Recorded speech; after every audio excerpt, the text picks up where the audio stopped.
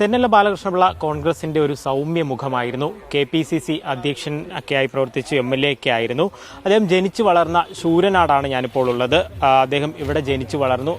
എൻ്റെ പിന്നിൽ കാണുന്ന ഈ വീടാണ് അദ്ദേഹത്തിൻ്റെ കുടുംബ വീട്. ഇവിടെ നമുക്കൊക്കെ അദ്ദേഹം തന്നെ പല ഇൻ്റർവ്യൂകളിലും പറഞ്ഞിട്ടുള്ളതാണ്. 12 ഏക്കർ ഉണ്ടായിരുന്നു. അതിൽ കൂടുതലും പാർട്ടിക്ക് വേണ്ടി വിറ്റ് പാർട്ടി പ്രവർത്തനമൊക്കെ നടത്തി അത്രത്തോളം പാർട്ടിയെ സ്നേഹിച്ച ഒരു നേതാവായിരുന്നു.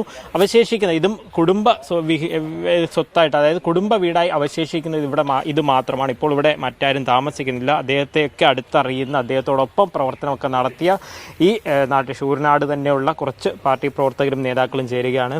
ഒരു വലിയ ഓർമ്മയായിരിക്കുമല്ലോ. അതെ, അദ്ദേഹം വളർന്ന ഈ വീട്, തെന്നല ബംഗ്ലാവ് എന്നറിയപ്പെടുന്ന ഈ വീട് വലിയ ഒരു പ്രശസ്തമായ വീടാണ് ശൂരനാട്. അന്നത്തെ ആ കാലത്ത് സൗകര്യവും ഉള്ള ഒരു വീട്. അദ്ദേഹം ആർക്കും എന്നും അദ്ദേഹത്തെ കാണാനായിട്ട് ഈ പൂമുഖത്തേക്ക് ആൾക്കാർ കയറി വരും, ഓരോ ആവശ്യവുമായിട്ട്. അദ്ദേഹം അന്ന് അതാക്കുന്ന കാര്യങ്ങളെല്ലാം അങ്ങനെ സാധിച്ചു കൊടുത്ത് ഓരോ കാര്യം സാധിച്ചു കൊടുത്തിരുന്ന ഒരു വ്യക്തിയാണ്. ശൂരനാട് എന്ന് പറയുന്നത് അദ്ദേഹത്തിന് ഇപ്പോഴും ഈ അടുത്ത സമയം വരെയും അദ്ദേഹത്തിൻ്റെ തിരുവനന്തപുരത്തായാലും എപ്പോഴും ഓർക്കുന്ന, ശൂരനാടുകാരെന്ന് പറഞ്ഞാൽ പോലും അദ്ദേഹത്തിന് വളരെ ആ ഒരു ആത്മബന്ധം അത്ര നിലനിൽക്കുക. ശൂരനാട് അദ്ദേഹം കോൺഗ്രസിൻ്റെ വാർഡ് പ്രസിഡന്റായി പാർട്ടി പ്രവർത്തനം തുടങ്ങി. പടിപടിയായി DCC പ്രസിഡന്റ്, അതുപോലെ KPCC പ്രസിഡന്റായി, അങ്ങനെ MLA ആയി, അങ്ങനെ ഉന്നതലങ്ങളിലെത്തി കേരളം അംഗീകരിക്കുന്ന ഒരു വ്യക്തിയായി, ഒരു നേതാവായിരുന്നു തെന്നല ബാലകൃഷ്ണപിള്ള സാർ. നവതി ആഘോഷമാണെന്ന് തോന്നുന്നു അവസാനമായിട്ട് വലിയ രീതിയിൽ. നവതി ആഘോഷം വളരെ കോൺഗ്രസിന്റെ പാർട്ടി ഏറ്റെടുത്താണ് അദ്ദേഹം ഈ പരിപാടി നവതി നടത്തിയത്. അത് വളരെ ഈ ശൂരനാടിൻ്റെ ഒരു ഉത്സവമായി മാറ്റി. ഇവിടെ വലിയ പന്തലിട്ട് വലിയ ആഘോഷങ്ങളും KPCC ഉൾപ്പെടെ എല്ലാ നേതാക്കന്മാരും, പ്രതിപക്ഷത്തിന് മുഖ്യമന്ത്രി ഉൾപ്പെടെയുള്ള എല്ലാ മന്ത്രിമാരും എല്ലാവരും പങ്കെടുത്ത് ശൂരനാട് ഗവൺമെൻറ് ഹൈസ്കൂളിൻ്റെ മൈതാനത്ത് വലിയ പന്തലൊക്കെ ഇട്ട് വലിയൊരു ആഘോഷമായിരുന്നു. അതുപോലെ നവതി സദ്യയൊക്കെ വലിയ സംഭവമായി മാറ്റി ആഘോഷമായിരുന്നു. ഏറ്റവും ഒടുവിൽ ഈ ശൂരനാട്ട് അദ്ദേഹത്തിന് വേണ്ടി അദ്ദേഹത്തെ ഞങ്ങൾ തിരുവനന്തപുരത്തൊക്കെ ഞങ്ങളൊന്ന് വിളിക്കുമ്പോൾ തന്നെ അദ്ദേഹത്തിന് ആ ശൂരനാട് നിന്നാൽ വിളിക്കുന്നു, ആ ഒരു സന്തോഷത്തോടെ സംസാരിക്കും. ഇവിടുത്തെ മറ്റു വിവരങ്ങളൊക്കെ അന്വേഷിക്കും. ഓരോ വിവരങ്ങളും അന്വേഷിച്ച് ശൂരനാടിനെ ഈ നിലയിലാക്കാൻ വേണ്ടി അദ്ദേഹം വളരെ പരിശ്രമിച്ച ഒരു ആദ്യത്തെ വ്യക്തിയാണ്. ഇപ്പോൾ നിങ്ങളെപ്പോലുള്ളവരൊക്കെ ഒരുപക്ഷെ പാർട്ടിയിലേക്ക് ആകർഷിച്ച ഒരു തീർച്ചയായിട്ടും അതല്ല. തെരള സാറിന്റെ ഒരു ജീവിത രീതി എന്ന് പറയുമ്പം എന്നും മാതൃകയായിരുന്നു. ശൂരനാട്ടുകാർക്ക് ഇന്ന് ഞങ്ങളെ യഥാർത്ഥത്തിൽ കോൺഗ്രസിന്റെ മണ്ഡലം കമ്മിറ്റി ഓഫീസ് അദ്ദേഹത്തിന്റെ സപ്തതി സ്മാരക മന്ദിരമായിട്ടാണ് ഇപ്പോഴും അറിയപ്പെടുന്നത്. അന്ന് ഉദ്ഘാടനം ചെയ്തത് നാടിനെ ഒരുപാട് സമ്പാദിച്ചു. നാട്ടിലെ ഈ ഇന്ന് കാണുന്ന വികസനത്തിന്റെ എല്ലാ മുഖമുദ്ര എന്ന് പറയുന്നത് അദ്ദേഹത്തിന്റെ കൈവയ്പ്പാണ്. എല്ലാ കാര്യങ്ങളിലും ശൂരനാട്ട് ടോട്ടൽ സാനിറ്റേഷൻ ഉൾപ്പെടെയുള്ള എല്ലാ പരിപാടികളും ഇന്ന് ശൂരനാട്ട് കാണുന്ന ഗവൺമെന്റ് ഹൈസ്കൂളായാലും ശൂരനാട് ആശുപത്രി ആയാലും അങ്ങനെയുള്ള എല്ലാ പ്രധാനപ്പെട്ട എല്ലാ വികസന പ്രവർത്തനങ്ങളുടെയും കയ്യൊപ്പ് എന്ന് പറയുന്നത് ശ്രീ തെരള സാറിൻ്റെയാണ്.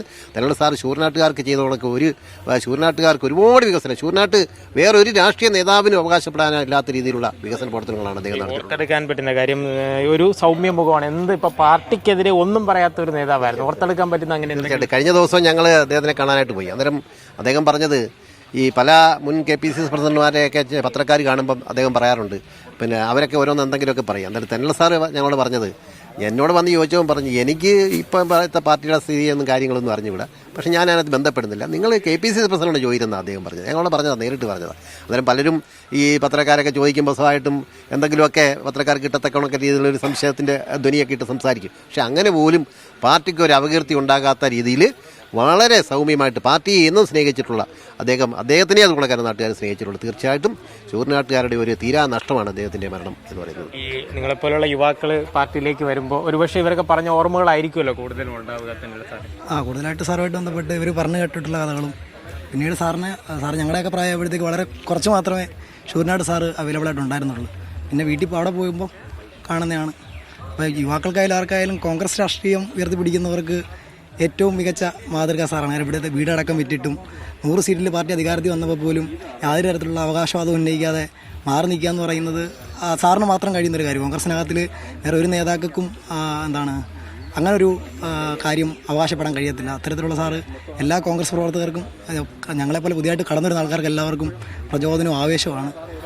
ഞങ്ങളുടെ നാട്ടുകാരനാണ്. ഈ നാട്ടിൽ എന്തൊരു കാര്യം ഉണ്ടായാലും അതിനകത്തെല്ലാം സംബന്ധിക്കണമെന്ന് വലിയ താല്പര്യം സാറിന് ഉള്ളതാണ്. ഇവിടുന്ന് ആൾക്കാർ എന്ത് പരിപാടിക്ക് വിളിക്കാൻ പോകുമ്പോഴും വരണമെന്ന് ആഗ്രഹമുണ്ട്. പക്ഷേ ഇപ്പോൾ ഈ അവസാന സമയപ്പോഴത്തേക്ക് ആരോഗ്യപരമായ പ്രശ്നങ്ങൾ കാരണം വരാതെ, ഇവിടുത്തെ സ്കൂളായാലും ആശുപത്രി ആയാലും അതിനകത്തിലൊക്കെ സാറിൻ്റെ പേര് കുത്തിവെക്കാത്ത സ്ഥലങ്ങൾ ഈ പഞ്ചായത്തിൽ, പൊതുസ്ഥലങ്ങൾ പഞ്ചായത്തിൽ ഇല്ല എന്നുള്ളതാണ്. സാർ ഈ പഞ്ചായത്തിനെ പ്രതിനിധീകരിച്ച് അല്ലാതുള്ള മേഖലയിൽ വന്നിട്ടില്ല എങ്കിലും പക്ഷേ സാറിൻ്റെ പേരിലുള്ള കെട്ടിടങ്ങളും സംഭാവനകളും ഈ നാട്ടിൽ എല്ലായിടത്തും ഉണ്ട്. ഈ പറഞ്ഞതുപോലെ തന്നെ ശൂരനാട് എന്നുള്ള ഒരു നാടിനെ ഓർത്തു കഴിഞ്ഞാൽ അവിടെ തെന്നല ബാലകൃഷ്ണ പിള്ളയെ മറന്നുകൊണ്ട് പോകാനായിട്ട് കഴിയില്ല എന്നുള്ളതാണ് ഇവർ പറഞ്ഞതുപോലുള്ള ഒരു കാര്യം. ഈ അടുത്ത് പോലും ഇവരെല്ലാം നേരിട്ട് സംസാരിക്കുന്ന സമയത്തൊക്കെ പോലും നാടിൻ്റെ ഓർമ്മകളൊക്കെ തന്നെയാണ് പങ്കുവച്ചത്. തികഞ്ഞ ഒരു പാർട്ടിക്ക് വിധേയനായി ജീവിച്ച് അന്ത്യം വരെയും ഉണ്ടായിരുന്ന ഒരാളായിരുന്നു തെന്നല ബാലകൃഷ്ണപിള്ള. ഇനി ഓർമ്മയിലേക്ക് പോകുന്നു, ഓർമ്മയാകുന്നു എന്നുള്ളത് തന്നെയാണ് ഈ പ്രവർത്തകരെ സംബന്ധിച്ചിടത്തോളം ഏറ്റവും വേദനിപ്പിക്കുന്ന ഒരു കാര്യം. രതീഷ് മാടമ്പിശേലിനൊപ്പം ലിജോ റോളൻസ്, മീഡിയ 1.